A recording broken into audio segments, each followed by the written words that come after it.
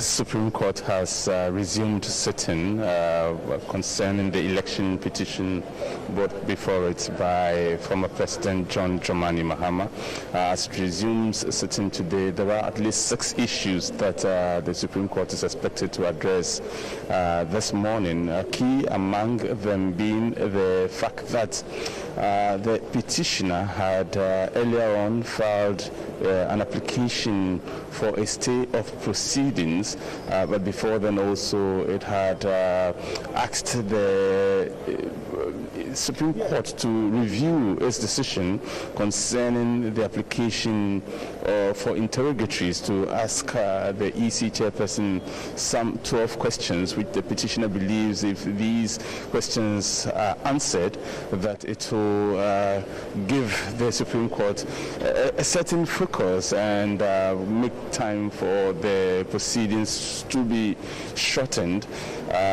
These are the outstanding issues. However, yesterday, just about 2:30 in the afternoon, the petitioners again made an application to the Supreme Court, and this application had to do with some corrections and additions they wanted to make in respect of the application for review. So what then it meant was that the motion they filed yesterday indicated that the petitioner wanted to add certain information, some information to the review application. Then beyond that, they also wanted to make some corrections to paragraph 28 of the petition that had been brought before the Supreme Court. However, this morning, as the court resumed, what happened was that the court asked the parties involved to present their witness statements. Indeed, on the 20th of this month, when the court sat on the second time, the instructions to the both the first respondent, second respondent, and indeed the petitioner was for them to file their witness statements by today. The petitioner hadn't done so, and that obviously displeased the judges on the panel. The lawyer for the petitioners today, represented by lawyer Tony Letha, he made a submission and suggested that indeed because the petitioner had filed for a stay of proceedings, they believed that there was no need to present witness statements today until a decision had been arrived on the stay of proceedings and the other applications that the petitioner and his lawyers had brought before the court.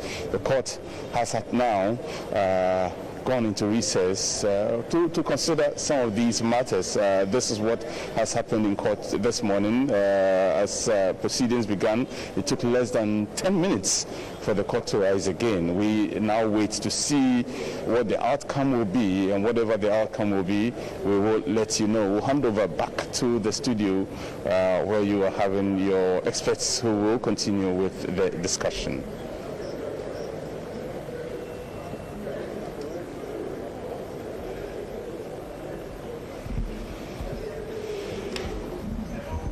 You didn't have anybody?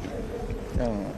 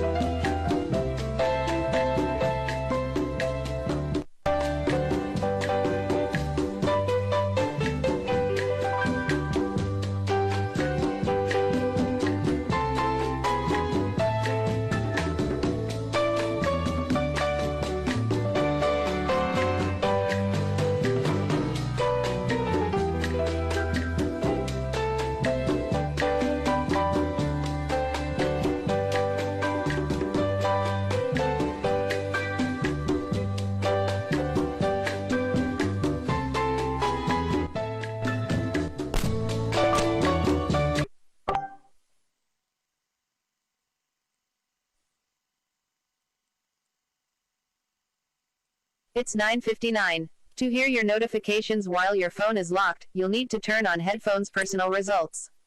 Check the notification.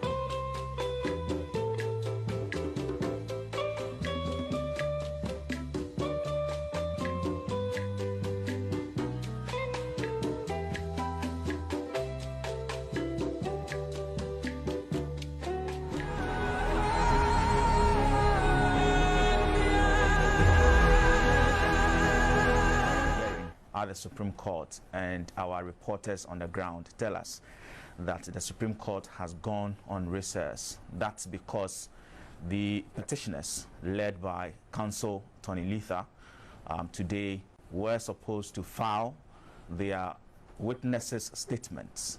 They couldn't do that today, and they are saying that there was a motion pending for a review of a ruling that the Supreme Court made on their request to ask the EC some 12 or 15 specific questions. The Supreme Court dismissed that request and made their ruling. The NDC requested for a review of that ruling. Later, after the court adjourned to today, the NDC filed another motion to stay proceedings until the Supreme Court has heard their case on a motion requesting for a review of that particular hearing. So, counsel Tony Letha was saying that because these two motions were pending, they didn't come to court today with their petitioner statement. Don't forget that the NDC has said that they have some 5 witnesses who would be their witnesses in this particular case, the 2020 presidential election petition hearing at the Supreme Court. And so as we speak, the court has gone on recess. They would decide what will be the next way forward.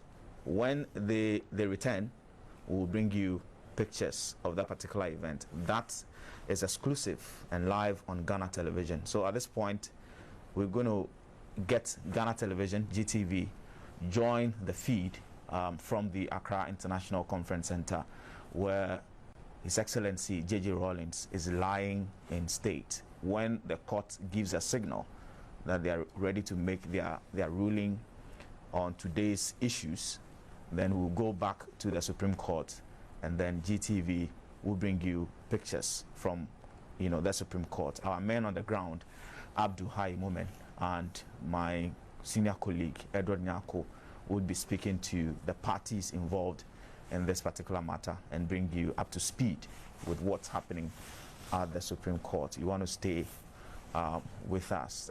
So we'll go back to the Accra International Conference Center, where we see more dignitaries, personalities paying their last respects to His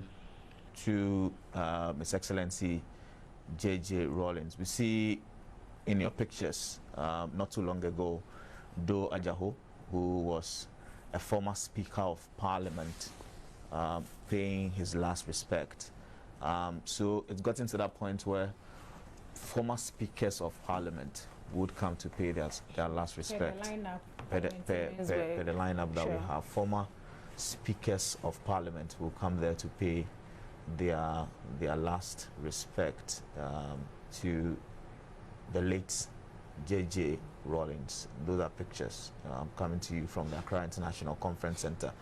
As you can see, I mean, there's so much, security because of the personality. It should be expected. I mean, that are coming there today. It should be expected. And also the safety protocols, COVID-19 safety protocols, adhered to strictly. And it has been very strictly. Very much so. Yes. Very much so. Yesterday when I was there, so when you get to the main entrance of the conference center, you do a security check, and then there's a booth where you are fumigated. I don't know whether that word is right. And then you climb up to the main frontage of the conference center.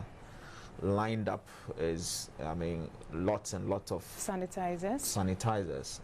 You can choose from to sanitize your hands.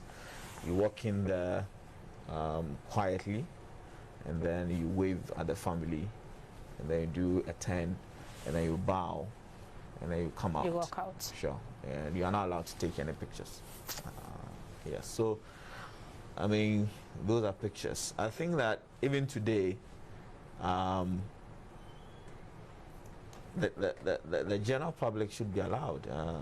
So we're seeing the numbers. The numbers, yes. Okay, so this is the NDC caucus in Parliament. I can see some very. Hannah Tete there. Sure, it should be the NDC caucus in Parliament. They are getting themselves ready to pay their last respect. That's the Speaker of Parliament, Mr. Aban Bagbin. Honorable Aban Now, because Bagbin. Of the mask, you are not able to readily identify. Sure. But he's with his glasses. That should be him. Yes, that should be him. You get to see who he is. That should be him. Aban Sumana Bagbin, the current Speaker of Parliament. He will pay his last respects to J.J. Rawlings. There we see heads of security agencies. We also see the second Deputy Speaker, Joe Wise, the second Deputy Speaker in your shots there. And then those are parliamentary staffers. Some of the clerks? Sure. Those who work in Parliament, senior members of, the parliamentary workforce. So they're in your shot. The minority leader. Well, at this point, they call him the leader of the NDC group. The leader of the NDC group. The leader of the NDC group. Mr. Haruna Idrisu. In Parliament. Yes. Mr. Haruna Idrisu, an experienced politician. It's just going to be confusing. Eh? Sure. He is being Minister of Communications at a point. He's being majority leader at a point. A very He's fine minority politician. Leader at a point. He comes across as someone who welcomes views, from both political divides. So much respect for him, even from the MPP side. He leads the. That should be Mr. Osei Chairman Sabunsu. Who just walked past too. Right. A very solemn moment, Morris. Sure. And I had the opportunity to file pass yesterday. You did? I did, yes. I because I was there. How was it like? It was humbling. that you have the opportunity. Because not everybody is going to have the opportunity. It's true. There are people who will be limited geographically, even though they would like to come and watch, they may not get the opportunity. So for me, it was humbling that I get to see this man finally. And for people who haven't still come to terms with the fact that he's gone, sure. You see him Sure. lying in state, and I mean, there's no two ways about it. You have no option. Even at this point, some will still feel it's not true until maybe tomorrow when he's finally lowered, and then maybe when the casket is covered. And then you know that the man is beginning a journey to eternity. A journey of no return, if you can say that. Sure. All right, so there we have it. Politicians from both the NDC and the NPP, at the Accra International Conference Center. And it is humbling how COVID-19 has been able to, change our very fabric of social life. Now we go to events such as this, which it was the norm for you to shake hands. To even hug. But now it has been reduced to a wave or a fist bump. Sure. That's Honorable Doyo, Comfort Doyo Ganza. She's an MP for Ada. And you see in a shot, he's a new entrant in Parliament. Francis Sosu Xavier. He's an MP for Madina. He unseated Honorable Sadiq. Honorable Sadiq of the NDC. Boniface, yes. Sadiq Boniface of the NPP. Sure. And he goes to Parliament for the first time. He's a human rights lawyer. He's been fighting the cases for vulnerable people, the less privileged in society, pro bono. And I guess he will continue to do that even now that he has become an MP there.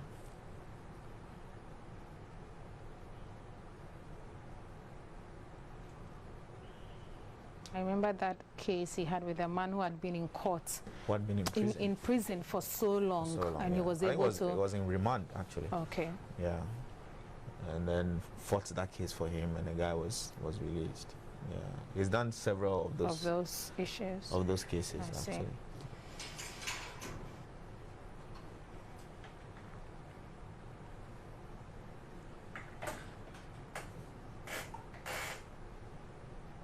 So yesterday, exactly 5 p.m., the doors were closed, or they were able to extend the time? I think it was 5 p.m. 5 p.m. Yeah, but I left before 5 p.m. anyway. But these are, this event is being ushered by the military. So and the national, the state protocol. So there is strict compliance to time. To time. So I'm thinking about 5 p.m. yesterday.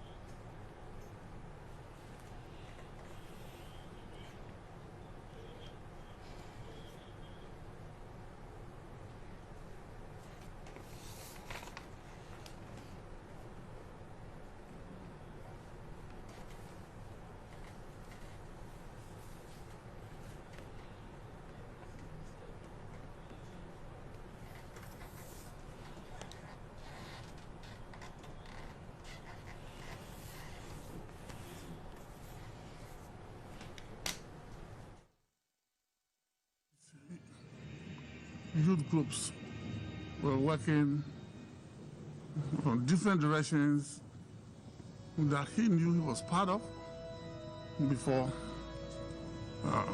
June 4th broke out, and after that before 31st broke out.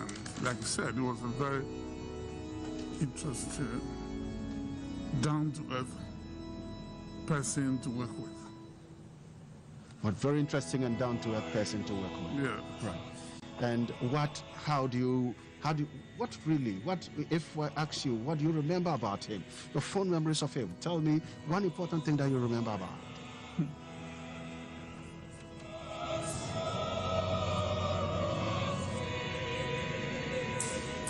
What I know about him is that he was down-to-earth person. When you dream about something in connection with the process, and you went there to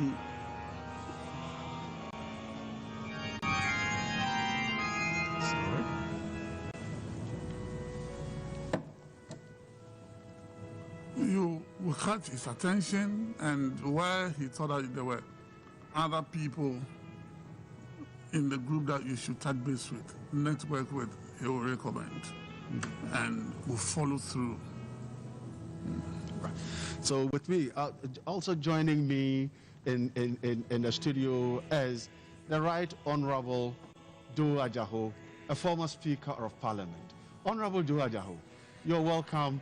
And we're all looking at someone that we thought, we were thinking at a point in time, when his death was announced, people were surprised, and it got to a time that people were thinking that it is Rawlings never dies. But the story of Rawlings is dead came in. So what are you thinking about? Rawlings is gone. What are you thinking about? Indeed, until I saw him lying in state, that was the position I took, that Rawlings never died. I couldn't even believe it. Indeed, I was lost for words. And if you recall, I've never granted interview until I came out and I spoke to the media for the first time since the unfortunate incident of November 12, 2020. But he was larger than life. Yes. He walked the talk.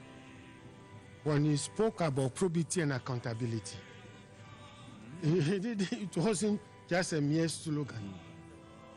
He actually lived it until the day he fell dead. You know, you remember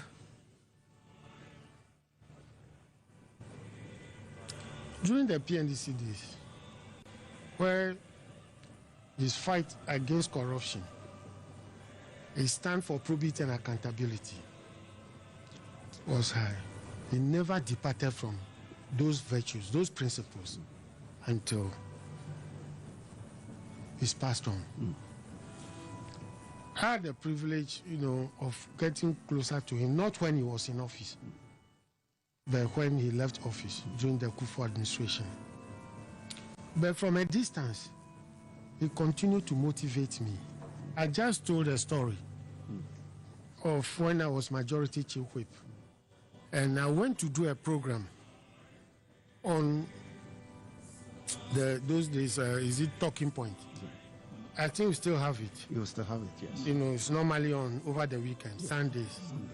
I went there to do a program to defend the government position on certain issues. I was shocked the following day. Ambassador Victor Smith, who was then working in his office, brought a letter signed by the First Lady, the wife, Nana Konadu Ajima Rawlings, that she and her husband appreciate my contributions and that I should continue on that path. That's the level of motivation. That's the level of encouragement. It is not this time that we have this politics of pull you down. When you are shining, then people will meet, plan, and try and draw you down. He will motivate you, he will encourage you, he will support you. He will stand by you when he's convinced that what you are doing is right. And that letter, that from the first family at the time, I valued it up to today. That is continue to inspire me to reach where I have reached in politics. And don't forget, as a young lawyer, I was posted to Brown-Harford region, to the Attorney General's Department for my national service in the early 80s. And I was there one morning when a letter came from Accra, signed by the PNDC coordinator for revenue commissioners, tribunals and investigations, appointing me as assistant special public prosecutor in charge of wrongful region. Apparently, a week before I did a case at the tribunal, and I think there were reports all over, clearly showed the way I defended the person that appointment came, young as I was at that time. And so the whole council office of special public prosecutor originated from the man, Jerry John Rawlings, in his bid to prosecute, to serve as deterrent for economic saboteurs, for people who continue to dish their hands into the scarce resources of this state for their personal gain. And I don't know the number of properties that the man had got at the time of his death. When he was living in Accra, I happened to visit there once. We went for a funeral at Transition, the funeral of the late Ebotewia, and we followed him to know where he was staying. And he was staying in a rented place. Later on, I was told. He was staying in a rented place. Apart from his step-flat place, that I know, very modest house. I don't know of any other. But, this should be the way forward. Should be the leader. Yes, the public office should not be used to make money at the expense of the people. Clearly, I mean, if that path is not the correct path to go as a people and as a nation. And that is why he had no patience for people. He considered us corrupt. Absolutely. Absolutely. And many people did not agree so much with him. That takes me to my next question. Honorable Yiti Mensah, you work with him. Yeah. And you know that in this part of the world, you know, there are people who don't have anything to show for but for politics. Before politics, they were nobody. They have not done any hard work before. And so when you're going into politics, they're going into politics to make wealth. And you have a leader you are all following, and the man is against this. How comfortable were you? Were you not afraid of your future? That the future is going to be bleak, a future without money, the future without resources? Were you not afraid of it? We were not afraid of it. Well, we knew the man we were working with who was interested in details. Like I said, we started with him years back before 31st. June 4th even broke out. And 31st, we had movements where we used to go around the country and replicate the movements, and also every weekend we had to go somewhere to go and educate the people, to let them know where we were going to. And he, you know, was quite an interesting person. All cabinet members then knew. Now once in a while he would draw people's attention. Gentlemen, you know where we're coming from, and you know our mantra, probity and accountability.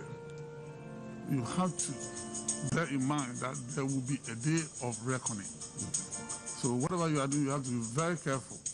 There were times which people even considered funny whenever you found the new people who had joined, you know, as secretary, wearing expensive watches and things would draw their attention, and they will remove it before stepping out to come to cabinet meeting.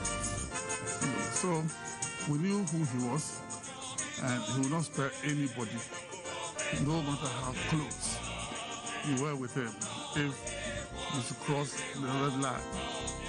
You know what you're going to face. Right Honorable Doe Ajahu, former Speaker of Parliament, you have a very fine experience working with former President Rawlings. Do you think at any point in time he felt and he believed that what he wanted to do, he's been able to at least do so? Yes, he's not expressing openly. From discussions with him, what I've observed is that he did not want his legacy to be destroyed. Up to where he has reached, he still believes that there's more to be done. He believes that there's more to be done, irrespective of what is achieved so far. He still believes that there's a lot that we need to do as a country. Especially one, you can't see injustice. You can't see people, suffering. You can't tolerate corruption. And he believes that one way to move this country forward is to fight corruption, is to walk the talk on probity and accountability. And anytime he see people departing from that path, he feels a sense of betrayal. He feels that, look, all these sacrifices that I did, putting my life at risk, why can't people see it in that light and continue in that spirit? And so, yes, he felt he's done a lot. He also felt that he sacrificed a lot. He felt that he has given his all. You're welcome back. It's still our live coverage of the 4-day state funeral of His Excellency J.J. Rawlings. As I told you earlier on, there's also a Supreme Court hearing at the Supreme Court concerning the 2020 election petition. The court went on a short recess. We are told by our men on the ground that the court has returned. The government of Ghana and Lord Traditional Council, the family, and the Funeral Planning Committee wish to inform the general... Complied with the pre-trial directions of this court, save the petitioner. The petitioner has filed an application for stay of proceedings pending the hearing of an application for review of his earlier motion to serve interrogatories on first respondent. Before this court listens to further applications at the instance of the petitioner, it is imperative that its prior orders are complied with to enable the business of conducting this petition to be done in orderly and expeditious manner and as procedurally directed by CI 99. It is clear that whatever issues may arise from the interrogatories filed by the petitioner, if allowed on review or acceded to by the first respondent, can be incorporated in the due conduct of the trial. We do not appreciate that the current state of pleadings and processes filed should make room for a party to seek further audience while ignoring the prior directions and orders of the court. To the extent that the earlier orders of this court have not been complied with, the petitioner is referred to the following rules of court. Rule 69C4B of the Supreme Court Rule CI 16 as amended by CI 99, which reads, quote, the court may A, dismiss the petition where the petitioner fails to file the processes regarding the petition within the specified time, or B, hear and determine the petition where the respondent failed to file their answers or the processes regarding their answer within the specified time. Indeed, this position in the procedural rules of the Supreme Court relating to presidential election petition is echoed through the different hierarchies of courts in current case management structure and will not be compromised. Order 32 Rule 7A, Sub-Rule 3 of the High Court Civil Procedure Amendment Rules 2004 CI 87, which governs trials in the High Court, has a similar provisions as follows. Where a party has failed to comply with any of the directions given at a case management conference or pre-trial review or both, the judge may make any of the following orders. A, strike out the action if the non-complying party is a plaintiff. B, strike out the defense and counterclaim, as the case may be if the non-complying party is a defendant. C, order any party to pay cost. Or D, make any the appropriate order. End of quote. The petitioner is again directed to file his witness statement on the matters raised in his petition and other pleadings, and his response to the preliminary objections by close of the day on Wednesday, the 27th of January 2021, failing which this court will proceed to invoke the sanctions imposed on this court by the rules of court. The petition is thus adjourned to Thursday, the 28th of January 2021 for hearing.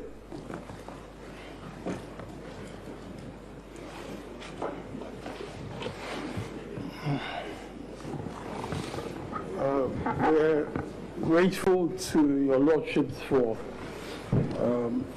giving us the opportunity to file the witness statements, and we would like to state firmly, my lord, that we did not by any means intend just to disregard the orders. That was never the intention. As we indicated, we had expected that there would be an opportunity for us in the witness statement to include some of the matters that were the subject of the discovery processes. But in any case, your lordships have ordered for us to proceed with filing tomorrow, and we will apply, we will act accordingly, and we're grateful for your indulgence.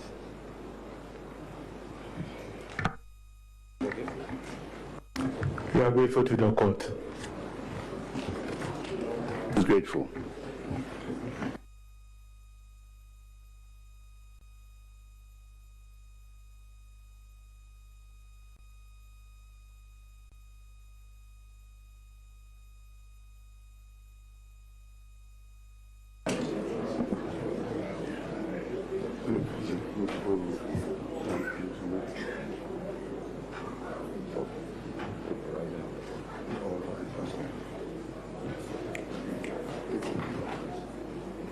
All rise.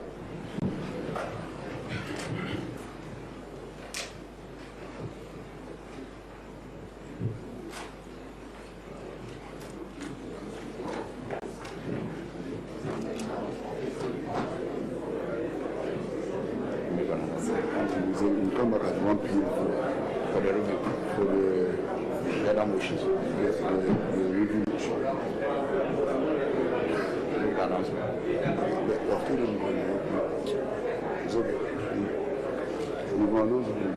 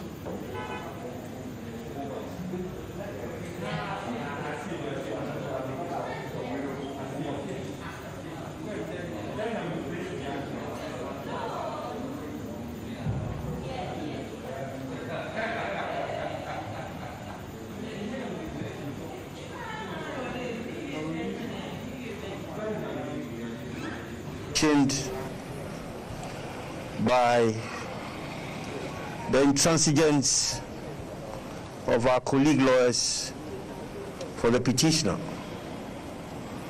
You will recall that on the last date of court, that is the 20th of January, the court made definite orders to be complied with by all lawyers in the case, lawyers for petitioner, lawyers for first respondent, and lawyers for second respondent. The petitioner was to have filed his witness statements by the 21st of January 2021. First and second respondents were to file their witness statements on the 22nd of January 2021, incorporated with their submissions on the preliminary objection to have the petition dismissed for disclosing no reasonable cause of action. As was to be expected, the petitioner flatly decided to disobey the orders of the court and was openly defiant even this morning. I must say that as practitioners of the Supreme Court and as lawyers who attend to court regularly, we need to exercise a little bit of restraint in the choice of our language. It's very important, because at all material times we are officers of the court. It's unfortunate the language used by my good friend Tony Lita this morning was a bit offensive. To say that an application before the court has been predetermined, to say the very least, rather unfortunate, coming from my good friend, of course, and a very senior member of the bar. Well, the court did not take kindly to that. As it is now, the court has been gracious and very lenient to the petitioner, because they've been given another opportunity to rectify the wrong. The petitioner has been ordered to file his witness statements by close of day tomorrow, which is Wednesday. The petition has been adjourned to the 28th of January for hearing, which is Thursday. Now, I must say something. We are all legal practitioners. The Supreme Court is a very busy place. The Supreme Court is not a forum for organized, rehearsed, and choreographed theatricals or melodrama. It's a place for real, hard, and serious legal work. It's not for flurry of literature, long prose, and rather dull English, devoid of any legal merit. I want to advise my colleagues on the other side that if it ain't broken, don't attempt to fix it. We are ready for them on Thursday. Thank you. The petitioners at every material time have said that every person they have filed is within their remit and within the law. We found about four motions and applications. What's the process? Don't you think this will move on before we move to the next stage? No lawyer has an unfettered right to say that any application he or she files is within his remit. That is why we have the law lords. You don't come to court with the preconceived notion of what you think you have filed. The court at all material times is governed by rules, and the court applies these rules to the letter. They have no unfettered right to come to the court with the needless and unnecessary applications they are filing. You, in one breath, you don't want to obey the court. If you were in court, you should have listened to what the judges said. You are coming to court for a discretionary remedy.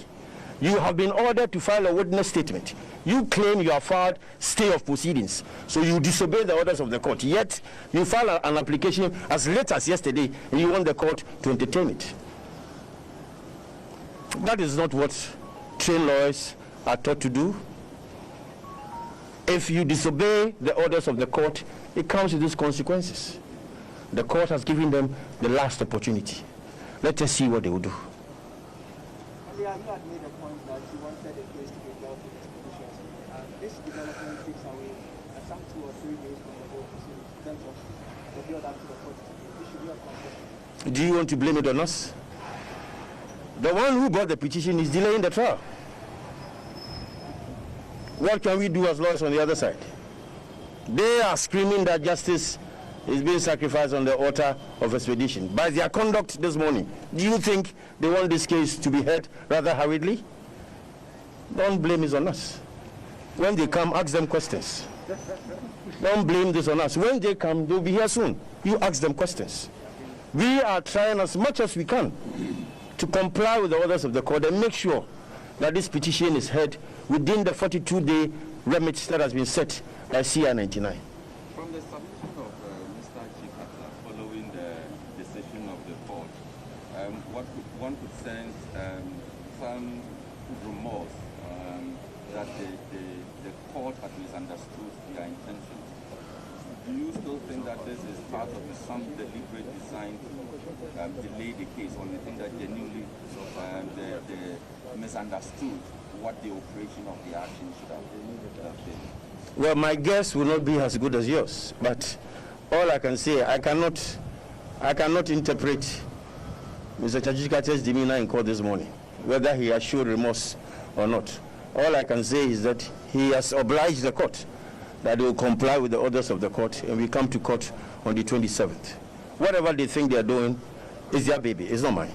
If they want this petition to be heard, it will be heard. But the court has warned them that CR 99 has its own rules, and that if you fail to obey the dictates of CR 99, your petition can and would be struck out. That should be instructive to them. Thank you, counsel. Thank you very much. Thank you.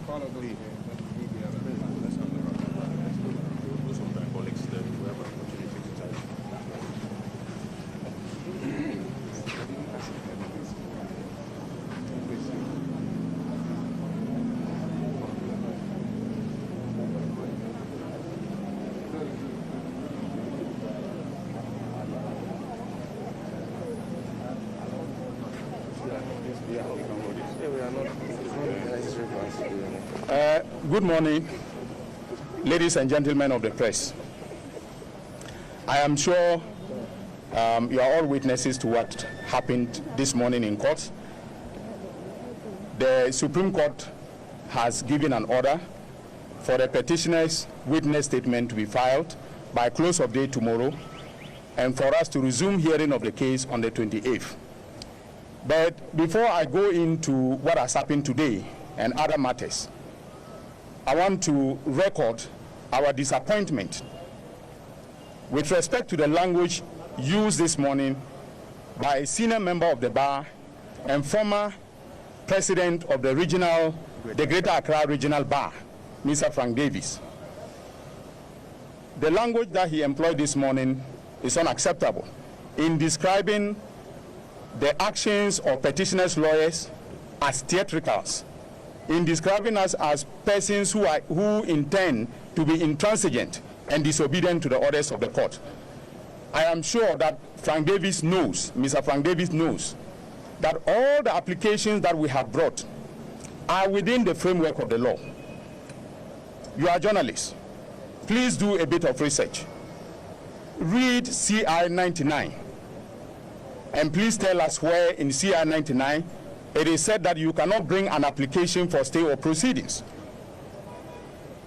Tell us where in CR 99 it is said that you cannot bring an application for interrogatories. And tell us where in CR 99 it is stated that as a petitioner, you cannot bring any interlocutory application before the court. These are all mechanisms that legal practitioners employ. And we have employed them in a way that is not abusive of our rights within the framework of the Supreme Court rules. And so for him to employ that language is most unacceptable, and we take exception to what he said this morning. Ladies and gentlemen, there is a fetish that is being made of 42 days stipulated by law for this trial. Again, I want to refer you to CI 99, which is the amendment to the Supreme Court rules, CI 16. Go and look at Schedule 2 to CI 99. The schedule is very clear that the trial is supposed to take place from January to March. Now just do a bit of computation. January has 31 days. If February is not in a leap year, it has 28 days. And then March has 31 days. That's 90 days for you. Was the lawmaker wrong in stipulating this period for a trial? The view we have taken of this matter is simple. That the trial is supposed, the 42 days is the number of days, working days, that the court is supposed to use in discharging the petition. It is not to be computed on a day-by-day basis. I also wish to make it abundantly clear that this is far from being a frivolous and vexatious petition that His Excellency John Dramani Mahama has filed. The impression being created by the MPP, the ruling MPP, is that we came to court with a frivolous and empty petition, and we are just seeking to engage in theatricals so that the petition will not be heard. His Excellency John Dramani Mahama is far from being such a person. If you look at the petition, it has two purposes. The first one is to hold the chairperson of the Electoral Commission, Jane Adukwe Mensah, accountable for a violation of the Constitution. Now, you have practiced journalism in this country for, a period sufficient enough to know that we have never had a situation where the chairperson makes a declaration based upon one figure, issues an instrument validating the declaration based upon the figure that she has used in making the declaration, and then subsequently revises that figure.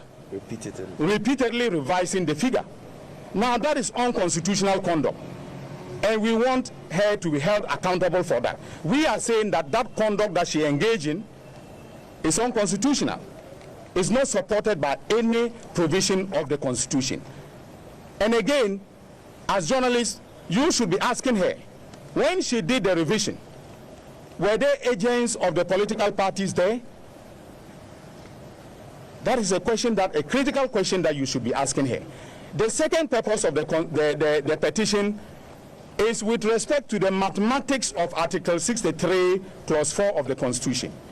It requires that for a person to be validly declared president of this republic, the person must have obtained more than 50% of the votes. Our petition is very clear that His Excellency Nana Addo Dankwa Akufo-Addo, when he was declared president-elect by the chairperson of the Electoral Commission, had not obtained more than 50% of the vote. That is the mathematics of Article 69. And if this is not an important issue, I don't know what it is. And therefore, as journalists, when we file our witness statement, read it carefully, and you will see that this is not an empty petition. They are preempting Ghanaians to think that we are joking in court, but we are not joking in court. At the start of the proceedings, you realized that your colleague Mr. Lita was explaining to the court why you didn't file a witness statement. Maybe people clarify that point. Yes, we did not file the witness statement because we had filed an application for stay of proceedings. Now, for the layman, that is an application which is brought before the court to stay its hand with respect to everything in relation to the proceedings. Everything in relation to the proceedings. pending the determination of a matter that an applicant has put before the court. And you recall that we have an application for review of the decision of the court to disallow our administration of the interrogatories. And that application was fixed by the court itself for hearing on the 28th of January.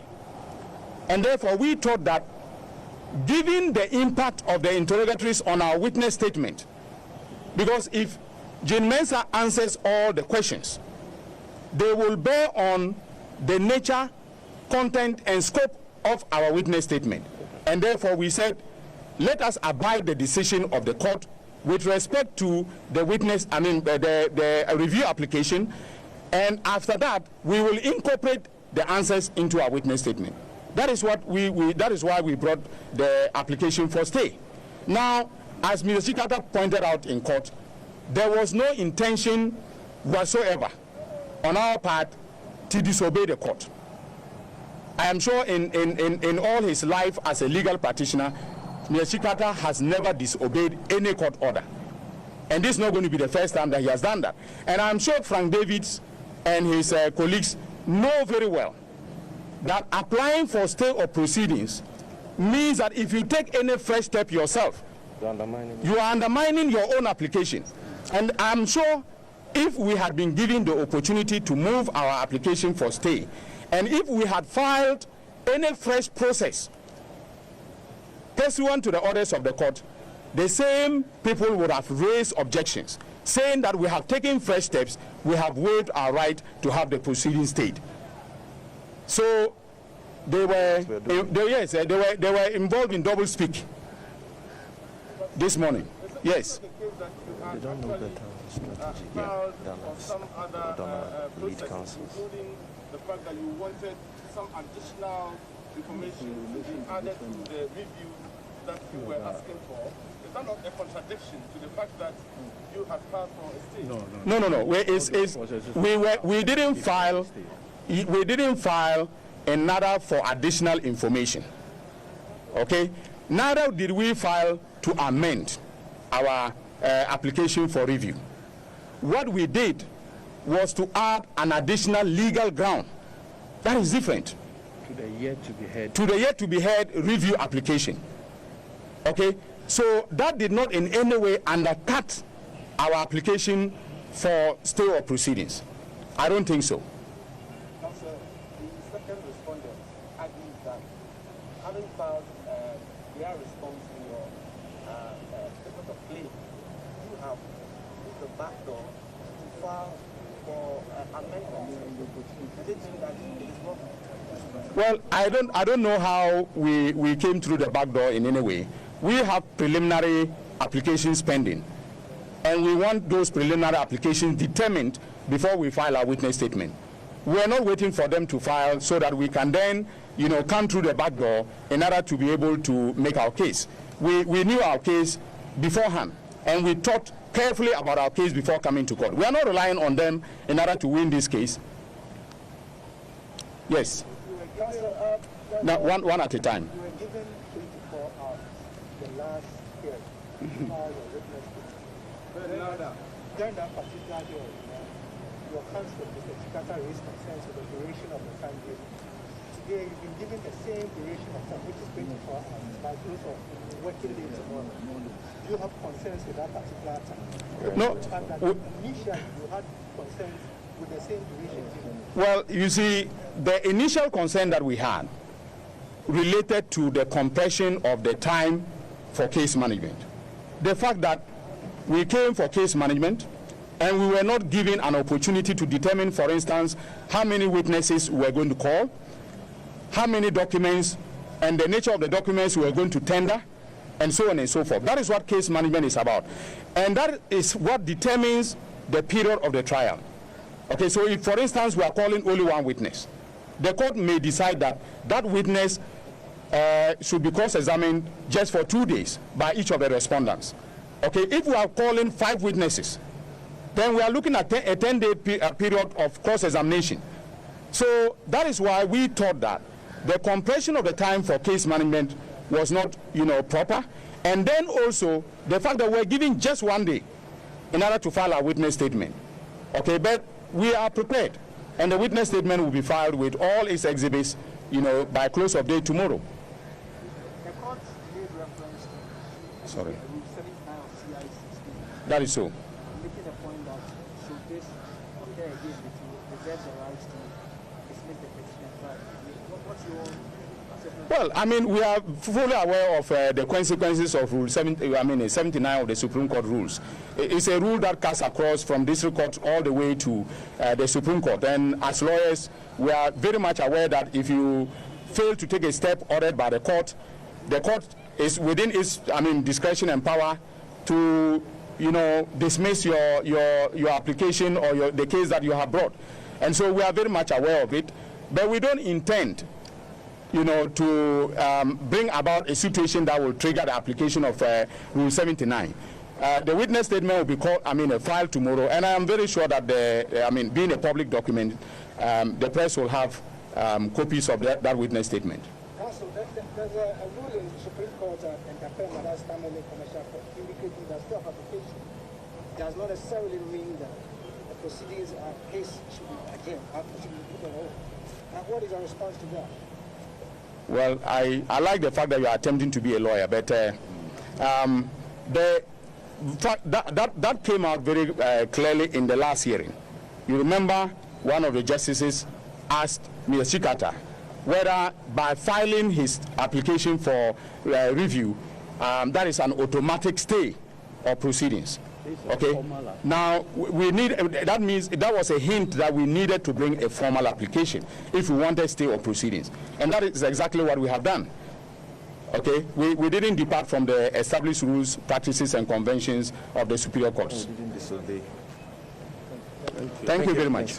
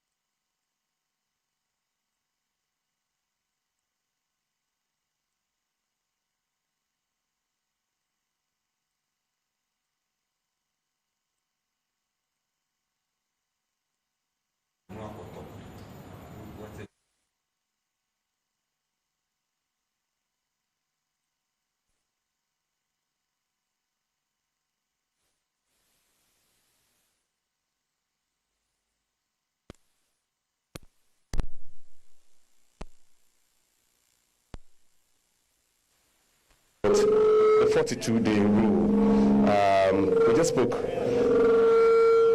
We just spoke with counsels for the petitioners. They indicate that the counting of the 42 days is based on the number of times the court sits. I've been talking about the petitioners attempting to delay the process. Now, their calculation appears to be totally different from your calculation. They also tell us, the media, that indeed the rule says from January to March. And when you calculate from January to March, it amounts to 90 days and not 42 days. Well, it's interesting because at first they were the ones who were touting this argument that the court had set 42 days as the timeline. And we reminded them that the court had not set any 42 days. The law that was passed under the supervision of my learned senior, Maretta Biopong, when John Dramani Mahama was president, is the one that gives a 42-day timeline, not 90 days. Now, when you go to the second schedule of CI 99, and I want to encourage you, our colleagues in the media, to just find it and publish it. Filing and service is on day 1. And in practice, in accordance with CI 99, you have up to 21 days to file the petition. At the moment you file the petition, day 1 starts counting. It's not the number of days that you are sitting in the court. Because if that would be the interpretation, you cannot start counting from day 1 because the court would not have even empaneled by then. Then by the seventh day, it is expected that appearance and answer would have been entered. This petition was filed on the 30th of December. Even if you said by the 1st of January or 31st, what it means is that by the 7th or getting close to the 10th, appearance and answer should have been entered. By the 10th day, it is expected that pre-trial will commence. And pre-trial, which combines a number of things, case management, memorandum of issues, orders and further orders, are expected to take about 5 days. This is how come my learned senior, Dominic Ayine, was talking about 5 days, 5 days, 5 days. Because CI 99 gives you pre-trial starting at 10th, and by the 15th day, hearing is supposed to be occasioned. Then by the 21st day, between the 15th and the 21st day, hearing is supposed to have ended. You can calculate the number of days yourself. And then by the 42nd day, judgment. If you do the calculation, it's somewhere around the 19th of February. If you deliberately end, it is around the middle of February, because for the presidential election petition, weekends, public holidays all count. Weekends and public holidays all count. We didn't pass this law, they did. But even if you choose to add or take out weekends and public holidays, that's how come you end in the first week in March. So anybody going around saying that it's 90 days, with the greatest of respect, is not reading the law. Now this afternoon, you have heard colleagues from the other side refuse to speak first to the issues in court, and then now raise objection with our use of the word theatrics. Yes. We are of the respectful view that what they are doing, as has been said by some, is 15% law, 85% propaganda. Because what they are doing is that they are refusing to follow the rules that they themselves even supervised and the orders of the court. As has been mentioned, the rules of court are quite clear. When a district court in Ofuase gives an order, not a suggestion, not a question of counsel, an order from a district court, you don't violate it that you are counsel and you think otherwise. The Supreme Court of the Republic of Ghana gave all of us orders on the 20th that we should file statements. Why? Because the court has been invoked and now is seized with issues, and the petitioner has to file his witness statements. So that the court will now look at those witness statements, compare that to the witness statements of the respondents, and then we begin to proceed. The one who was to ensure that the court is seized with the witness statement refused to do his. No, well, so the word refuse may be too strong, because we heard Mr. Chachuchikata say in court that they did not file because they had already made an application for a stay of proceedings, and based on that they did not file, not because they wanted to disrespect the court. Every lawyer knows that when the court gives an order, it is not within your bosom to explain that I think that because of X or Y or Z, I ought not to comply with the order. Every lawyer knows that. And that is why the bench asked them that while you refuse to file those processes, you still filed other processes. Are you saying that those other processes are not connected? You want us to follow the processes you are filing, but the order of the Supreme Court of Ghana you don't want to follow. Assuming, without admitting, that this court comes to the view that there was no winner, and orders that there should be a rerun of the election, you expect the EC to follow? Or the EC and its lawyers should also explain that they are of the view that this is an order of the Supreme Court of the Republic of Ghana. And you saw them today in court. First of all, Mr. Chikata was not in court early enough. His colleague, Mr. Letha, was in court and speaking on his behalf. Then he comes in, by which time they've made those arguments that they were under the impression that their application for stay of proceedings, what is it? It's a superior application to the order of the Supreme Court. Colleagues, you are beginning to see what we have been talking about, that there are efforts to put impediments in the way of this trial. Now, finally, the court, we think, has been overly magnanimous, overly indulgent, because ordinarily the rules are clear. If you do this in the district court, they'll strike out your matter. In the High Court, they'll strike out your matter. And today the court was appealed to read the rules one more time to learned counsel. They usually don't do that. Those of you who cover court, they usually don't do this. The court has read the rules that when you file a petition and the court gives orders that bring your witness statement, you know that Even if some interlocutory matter becomes relevant, you can always come by supplementary to add it.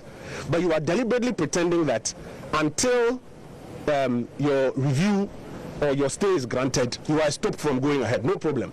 But the court today has been overly magnanimous in making the point that if you don't do it, the rules of court are clear, that they will strike out your petition. I mean, I think, for example, supporters of the NDC should be talking to their lawyers and their petitioner by now, because what is happening is that they have told them one thing in the public domain, that they have won this election. Then they have come to court to say they didn't win and Anadu didn't win. Now the court says, come and prove it. We are ready to prove it.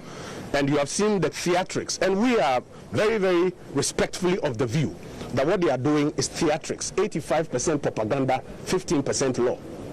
But we are in the hands of the court, and we look forward to what will be decided in the end. All right, thank you very much, Honorable. We are very grateful for your time. And that was the Honorable Kojo Ponkroma, who is the lead spokesperson for the first respondent, in this case, Nana Adodanko Ekufado. And we will have some other interviews. We'll be speaking to another counsel, one of the legal team members of the petitioner, former President John Dramani Mahama. Mr. Adawudu, thank you very much, sir. I remember we did this some 8 years ago. We're back here at the same spot, except that this time around you are on the side of the petitioners. Today you went to court, and it appears you were not prepared. You were expected by now to have filed your witness statements. Obviously, that wasn't done. The court thought that was disregarding its directives. How do you respond to that? No, there's no way we will disobey the court order. The court was clear. As courtroom practitioners, that we go to court, we understand the rules, we understand the processes and the procedure. So if you are not a practicing courtroom lawyer, you may not understand the processes and you may interpret it in a different way. What all we said is that, yes, the court has made an order that file your witness statement. Now, we are saying that once we are to file that, we had filed for review of the decision that was made earlier. And that review that we have filed with the interrogatories will have an impact on our witness statement.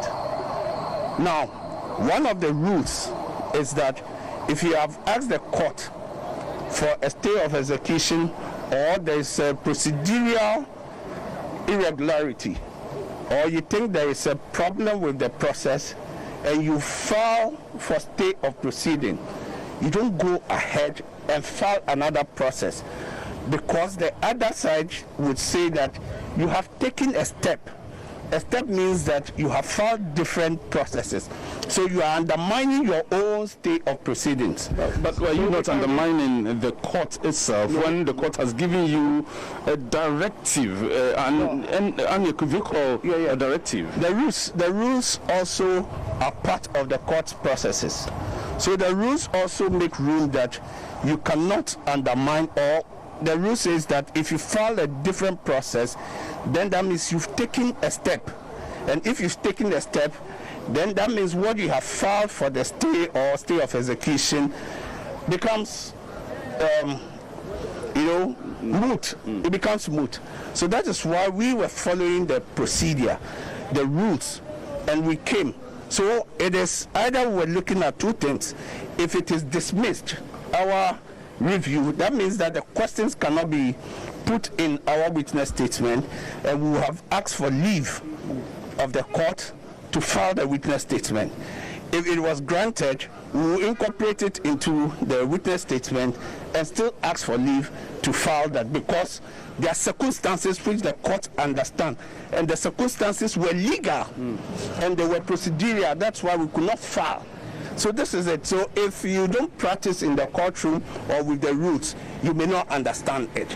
This is it. But throughout this process, the petitioner first of all asked for an amendment, and then for interrogatories, then for a review. Even yesterday, there was a new application for additional points to be made for the review, and then again for the removal and replacement of paragraph 28.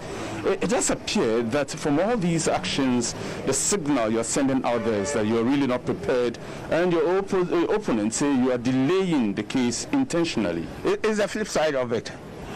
If we are not prepared, we won't have seen the rules, that the rules has provided us with a right. And it's only for us to exercise those rights. The rules are cold. They are cold letters in the books, the statutes. And those rights that is given us and the processes, that is what we are just going through. So if you see, the court hasn't got problem with us when those are filed. It is our opponent who thinks that you file these processes. And it means that we are reading, we are researching, and we are seeing the rules that can be applied.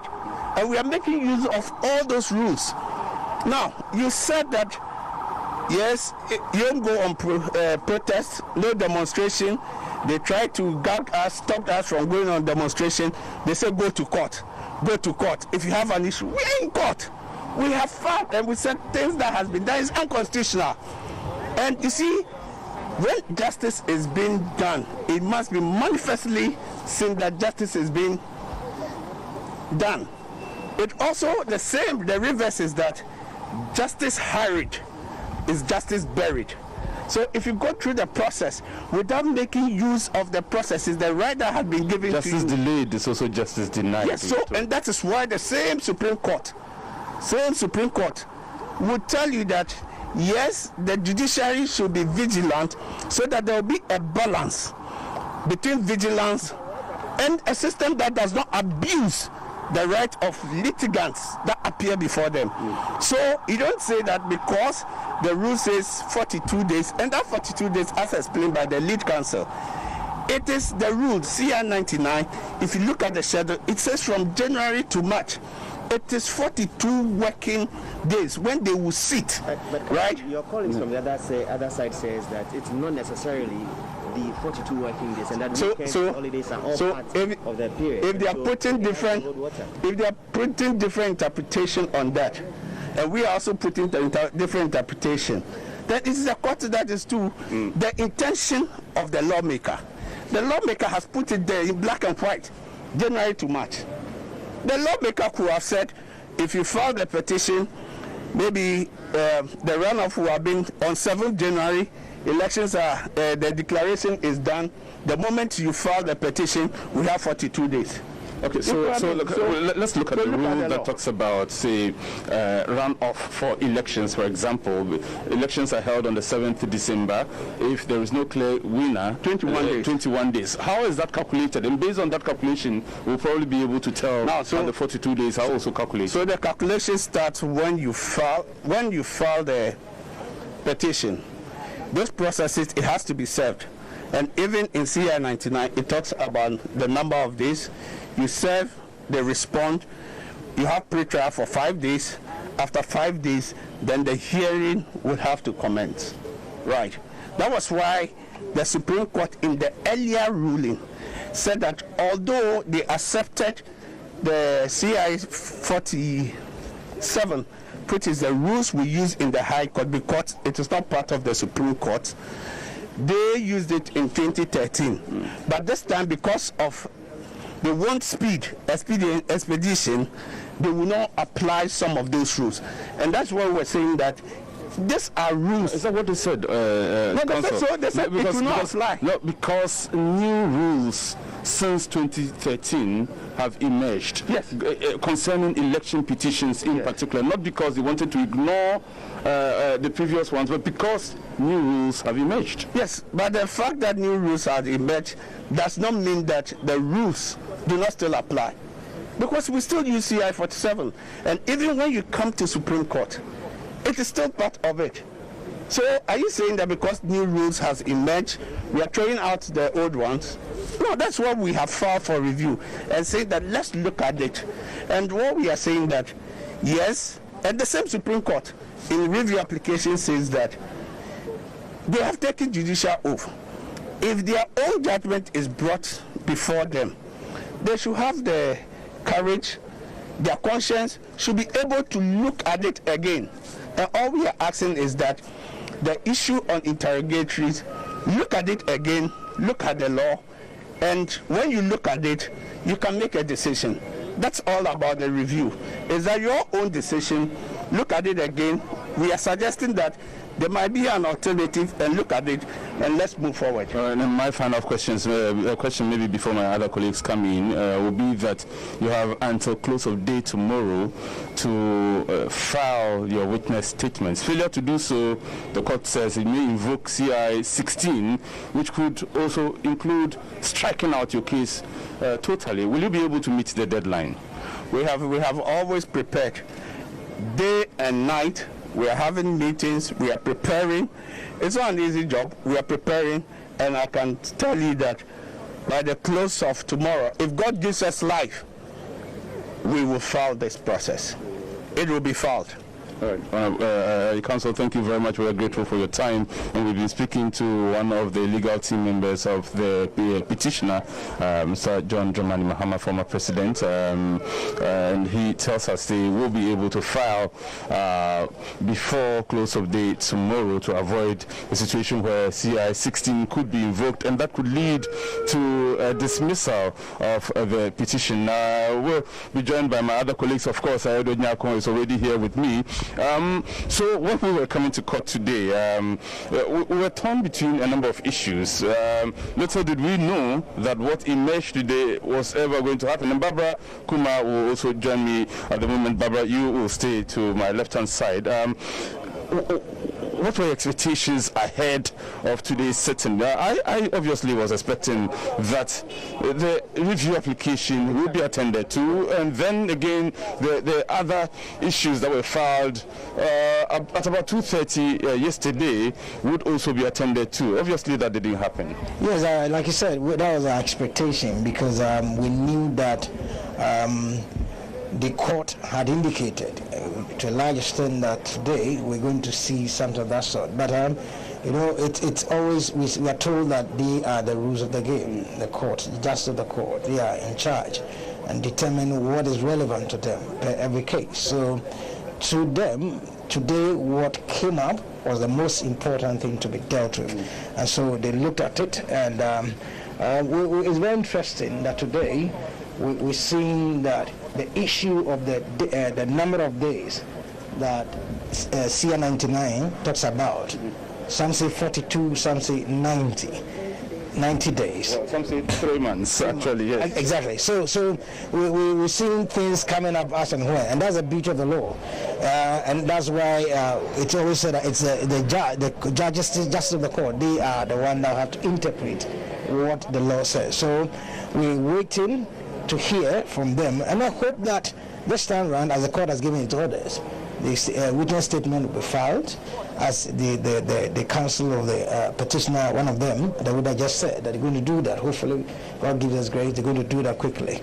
And also, one other thing that I'm expecting to see, that like the court said, by Thursday, they will come back to court. So I'm hoping that the review application I talked about will be dealt with, and then we'll move on with the case, because what I would like to know is holding us back to some extent as a country. And if I'm an investor, I want to come and do business in Ghana, I'll be looking at these to see how it's panning out. And so these are the issues that need to be dealt with. But like they said, justice hurried could be buried as well. And you also quoted, delayed is denied. So there must be the need to strike a balance. And that is what the law is about, so that you are not severely dealt with, but you know what you stand for. And so we're waiting for the justice of the Supreme Court to take us along as the cases. I'll turn to you when I do so for us to wrap up. I'd like you to try and get a peek into what might happen in court on Thursday, looking at all the outstanding issues, how they're likely to pan out. But Barbara, you sat in the courtroom yourself. For those of our viewers who are lay people who probably even didn't watch from the beginning, summarize for us what happened in court. Okay, so today we're supposed to start the trial itself, as was ordered or scheduled by the courts the last time. But the courts had actually ordered the petitioner to file his witness statements the day after the hearing, and then subsequently the other parties in the petition to file theirs the following day after that. But in court, we realized that the petitioner, that's the former President John Mahama, couldn't do as the court said. So they came to court with 2 more applications, if I should say. One for a stay of proceedings, so that their earlier application, which is for the review of the ruling of the court on the interrogatories, to be heard before any other thing is done. And then another one for the amendments and additions, and they explained that's not an addition, it's that and that, but that's what they wanted to do this morning in court. But the court had its own decision. It said that, well, if you don't file the witness statements like we asked you to, they can't also consider your application. So come back tomorrow on, that's Wednesday, 27th, file the witness statements as we have told you or ordered you, and then we come back on Thursday and listen or hear you out. Basically, that's what happened in court today. Yeah. But the judges at a point expressed dissatisfaction, for want of a better word, at the petitioner's lawyers' inability to file. They said it was disregarding the rules of the court. Well, that's the court's opinion. They also had that reason for not filing, and I explained it to the court that they thought that